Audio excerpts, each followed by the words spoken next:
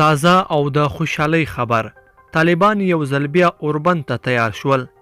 دا چې څنګه او کله اوربند کوي، په ترکی غونډې کې به څنګه رسمي اعلان وکړي، په دې ویډیو کې را سره وګورئ او چینل سبسکرایب کړئ. السلام علیکم لیدونکو، ستړي مشئ. طالب مشرانو ومنله چې طالبان به د راتلونکي کوچني اختر 3 ورځې به اوربند او تر هغه وروسته به تر لوی اختره پورې مکمل اور کم کوي. طالب سرچینو خبریال وی پاڼې ته وویل چې دا پریکړه به د ترکیې په کنفرانس کې رسما اعلان کړي. د ترکیې کنفرانس چې د اپریل میاشتې په وروستیو کې رابلل شوی دی، پر اجنډا یې له وړاندې له طالب مشرانو سره د امریکا، ترکیې، قطر او پاکستاني چارواکو خبرې کړې دي.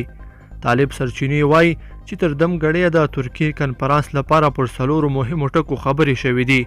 طالبان به اورکم او اوربند ته غاړه ږدي او په مقابل کې به افغان حکومت د طالبانو پاتې نور زندانیان خوشي کوي. د بین الافغاني خبرو دوام به په دوحه کې کیږي او د استانبول کنفرانس کې به افغان حکومت او طالبان یو بل ته ژمنې ورکوي او ځینې هیوادونه به د همدغو ژمنو ملاتړ او تعقیب کوي چې ښایي د ذمهوارۍ بڼه ولري. طالب سرچینې وایي امریکایي چارواکو په افغانستان کې د خپلو پوځیانو د پاتې کېدو د مودې د غځولو غوښتنه کړې ده چې ښایي د روان کال تر سپټمبر پورې موده وغځول شي.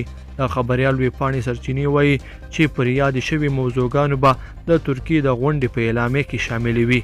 خبریال ویبپاڼې ته لوړ رتبه طالب سرچینو وویل چې که څه هم د افغان لوري سره په دوحه کې مذاکراتي سلسله پرې شوې، خو تر ډیره برید د امریکایي پوځي چارواکي، د امریکا د مذاکراتو ډله، ملګرو ملتونه، ترکیه او ځینې نور هیوادونه له پاکستان او طالبانو سره د افغانستان پر سوله په خبرو بوخت دي.